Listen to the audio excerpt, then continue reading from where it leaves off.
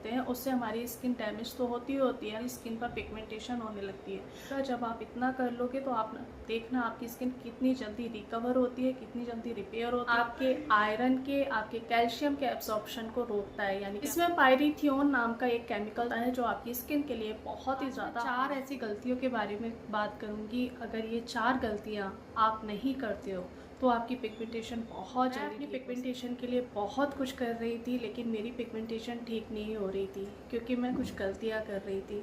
वो गलतियाँ जो हम डेली लाइफ में करते हैं, और ये ऐसी गलतियां हैं अगर हम इन्हें डेली करते हैं ना तो हमारी पिगमेंटेशन कभी ठीक नहीं हो सकती है। हेलो एवरीवन, मैं हूँ रुबीना और आप देख रहे हैं लाइफस्टाइल विद रुबीना। उम्मीद करती हूँ सब ठीक होंगे, सब खैरियत से होंगे और सब खुश होंगे।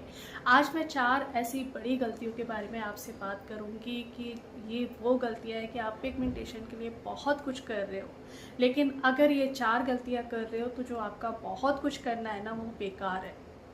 बहुत छोटी छोटी गलतियाँ हैं, डेली लाइफ में हम ये गलतियाँ करते ही करते हैं, सभी करते हैं। मैं अपनी पिगमेंटेशन के लिए बहुत कुछ कर रही, मुझे उसके रिज़ल्ट नहीं मिल रहे थे, लेकिन जब मैंने इन गलतियों को करना बंद करा मुझे बहुत जल्दी रिज़ल्ट मिलना शुरू हो गए थे। 1 महीने के अंदर ही मुझे वो रिज़ल्ट मिलने लगे थे जिनकी मैं उम्मीद भी नहीं कर सकती थी। 1 महीने के अंदर मुझे अपनी पिगमेंटेशन, अपनी छाइयाँ पहले से बहुत ज़्यादा कम लगने लगी थी। अगर आप भी ये गलतियाँ नहीं करते हो तो आप भी अपनी छाइयों को बहुत जल्दी ठीक कर सकते हो। और जितना भी आप कुछ कर रहे हो ना, अगर ये गलतियाँ नहीं करते हो तो आपका जो जितना कुछ करना है ना वो फिर वर्क करेगा। तो चलिए बात करते हैं कि 4 गलतियां है कौन सी। Most of the time ladies में ये होता है कि जब वो नहाने जाती हैं तभी वो शैम्पू करती हैं। शैम्पू में बहुत ही ज़्यादा हार्ड केमिकल्स होते हैं। इसमें पायरीथियोन नाम का एक केमिकल्स है जो आपकी स्किन के लिए बहुत ही ज़्यादा हार्मफुल है। इसमें जो क्लींजिंग प्रॉपर्टीज़ होती हैं हमारी फेस वॉश से बहुत ज़्यादा अलग होती हैं, बहुत ज़्यादा हार्ड होती हैं, जो आपकी स्किन को बहुत ज़्यादा इफ़ेक्ट कर सकता है। शैम्पू का जो पीएच लेवल होता है बिल्कुल अलग होता है क्योंकि स्कैल्प को साफ़ करने का काम करता है। इसमें जो डैंड्रफ को ख़त्म करने की प्रॉपर्टीज़ होती है वो आपकी स्किन के लिए बहुत ही ज़्यादा नुकसानदायक है। तो जब भी आप नहाने जाते हो सबसे पहले अपना हेड वॉश करें। नहाने से पहले हेड वॉश करें ताकि वो जो शैम्पू है आपके चेहरे पर ना आए। आपने ऐसा एक दिन नहीं करना है। जितनी बार आप अपने बालों को धोते हो पहले बालों को धोइए, उसके बाद नहाइए, क्योंकि जितना शैम्पू आपके चेहरे पर आएगा आपकी पिगमेंटेशन और ज़्यादा बढ़ेगी।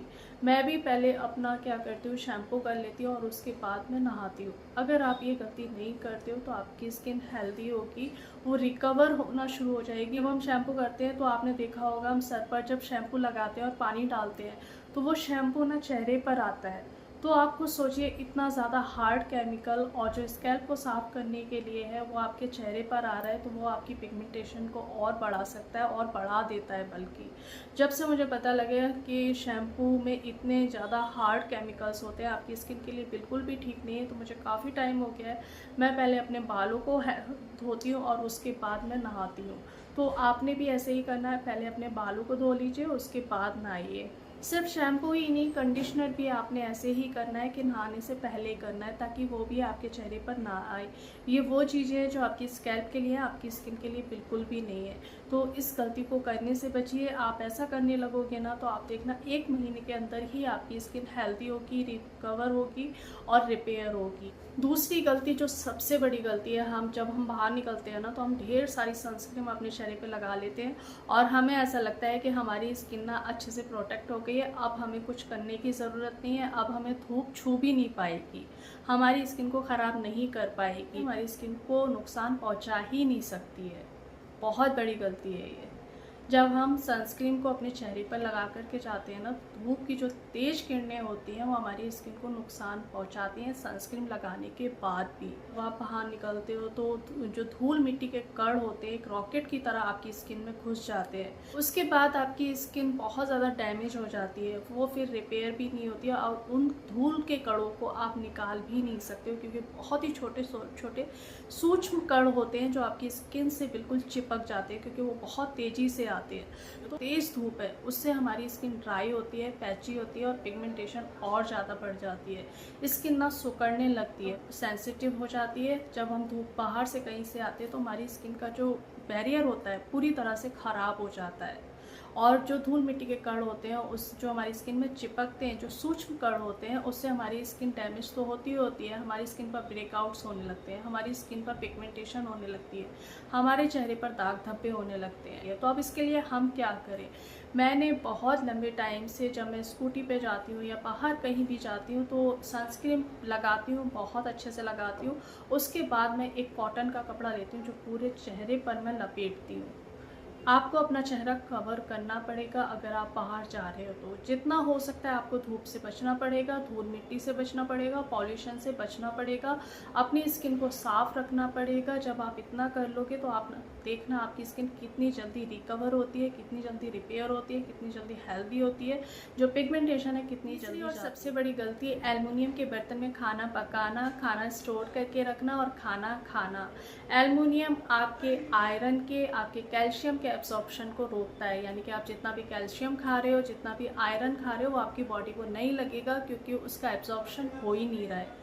एल्युमिनियम का बर्तन कहीं ना कहीं हमारे खाने में आ जाता है जो हमारी बॉडी में इकट्ठा होता है।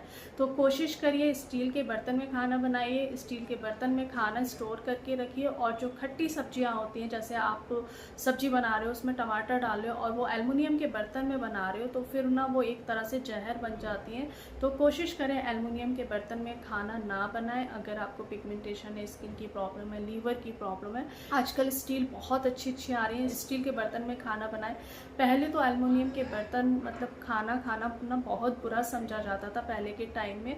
और हमारी दादी नानी के टाइम में क्या होता था, मिट्टी के बर्तन होते थे, पीतल के बर्तन होते थे, कांच के बर्तन होते थे, चीनी के बर्तन होते थे। लेकिन एल्युमिनियम के बर्तन में ना खाना बनाना बंद कर दीजिए, आपकी स्किन की प्रॉब्लम और ज़्यादा बढ़ सकती है। ये मुझे मतलब मेरे एक भैया थे और उनको स्किन की प्रॉब्लम हो रही थी और उनको ना स्किन की बहुत ज़्यादा प्रॉब्लम हो रही थी, स्किन पर बहुत ज़्यादा चकत्ते से हो गए थे।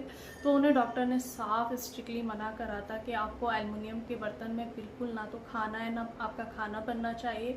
और जब उन्होंने एल्युमिनियम के बर्तन में खाना बनाना, खाना सब कुछ छोड़ दिया ना, स्टील के बर्तन पर आ गए, उसके बाद ही उनकी स्किन की प्रॉब्लम ठीक होने लगी थी। उसके बाद से मैंने भी यही करना शुरू करा और मेरी पिगमेंटेशन धीरे धीरे जाने लगी थी। एल्युमिनियम का बर्तन पिगमेंटेशन को कैसे बढ़ाता है? एल्युमिनियम का बर्तन ऑक्सीडेटिव स्ट्रेस को और ज़्यादा बढ़ा देता है, जिससे हमारी पिगमेंटेशन और ज़्यादा बढ़ जाती है, हमारी बोन हेल्थ ख़राब होने लगती है, बोन्स कमज़ोर होने लगती हैं, स्किन कहीं ना कहीं इफेक्ट होने लगती है। तो जो एल्युमिनियम के बर्तन है ना, बहुत बुरी चीज़ है। एल्युमिनियम के बर्तन अपने घर से निकाल दीजिए अगर आपको स्किन की प्रॉब्लम है या फिर आपको हड्डियों में बहुत ज़्यादा दर्द रहता है। स्टील है, तांबा है, कांच के बर्तन का ज़्यादा से ज़्यादा यूज़ करिए। चौथी गलती अक्सर कर हम लोग करते हैं, क्योंकि आजकल क्या हो रहा है, बाल बहुत जल्दी सफ़ेद हो रहे हैं, टाइम से पहले सफ़ेद हो रहे हैं, उम्र से पहले सफ़ेद हो रहे हैं। और हम क्या करते हैं, डाई के बिना मानते नहीं हैं, अपने बालों में डाई करते हैं या फिर चेहरे पर ब्लीच करते हैं। ब्लीच के बारे में तो मैं पहले भी बात कर चुकी हूँ कि अगर आपके चेहरे पर पिगमेंटेशन है तो आपने ब्लीच को बिल्कुल छोड़ना पड़ेगा। जब तक आप ब्लीच करोगे ना, आपकी पिगमेंटेशन ठीक नहीं होगी, आपकी पिगमेंटेशन और ज़्यादा बढ़ेगी और वो जो बढ़ेगी ना वो ठीक भी नहीं हो पाएगी। वहीं अगर आप अपने बालों में डाई करते हो, हेयर कलर लगाते हो, तो उससे भी आपकी पिगमेंटेशन बहुत ज़्यादा बढ़ेगी। तो अब रुबीना करे क्या, क्योंकि हमारे बाल तो वाइट हो रहे हैं और हमें डाई करना पड़ता है। तो डाई में अमोनिया फ्री डाई आती है, बहुत अच्छी डाई आती है, बहुत अच्छे कलर आजकल आ रहे हैं, वो आप लें। और उसके अलावा आप हरी मेहंदी भी लगा सकते हो। मैं अपने बालों में हरी मेहंदी ही लगाती हूँ। जितनी केमिकल्स वाली चीज़ें हैं ना, मैंने बिल्कुल मतलब कलर तो मैंने छुआ ही नहीं था। ब्लीच मैं 7-6 महीने में कर लेती थी, ब्लीच को मैंने अपनी लाइफ से बिल्कुल निकाल दिया। इन चीज़ों को मैं मतलब समझने लगी हूँ और मैंने खुद ने ऑब्ज़र्व करा है कि इन चीज़ों से मेरी स्किन की प्रॉब्लम बढ़ रही थी। जब मैंने इन चीज़ों को छोड़ा है तब मेरी जो पिगमेंटेशन है, मेरी छाइयाँ हैं, जाने लगी थी। तो मैंने इसी तरह से काम करा है अपनी छाइयों पर। तो चलिए, आप उम्मीद करती हूँ आप ये 4 गलतियाँ करना छोड़ दोगे। बहुत छोटी गलतियाँ हैं और यही गलतियाँ नहीं है, आगे भी हम बहुत सारी गलतियों के बारे में डिस्कस करेंगे, डिस्कशन करते रहेंगे, क्योंकि बहुत कुछ है आप लोगों के साथ शेयर करने के लिए। बस एक बार मेरे से जुड़ जाइए, फिर देखना आपकी पिगमेंटेशन कितनी जल्दी ठीक होती है। अगर आपको लगता है कि मेरी इन बातों में से 4 बातें भी या 2 बातें भी आपके काम आती हैं तो प्लीज़ एक छोटा सा लाइक कर देना। अगर आप मेरे चैनल पर नए हैं तो प्लीज़ चैनल को सब्सक्राइब कर लीजिएगा, हाइप का बटन ज़रूर दबा दीजिएगा। अगर आप मुझे ऐसे ही प्यार देते रहोगे तो मैं इसी तरह से आप लोगों के लिए अच्छी वीडियो लाती रहूँगी। मिलती हूँ एक नई वीडियो में, तब तक अपना ढेर सारा ध्यान रखिए, खुश रहिए और दुआओं में याद रखिएगा। Bye bye.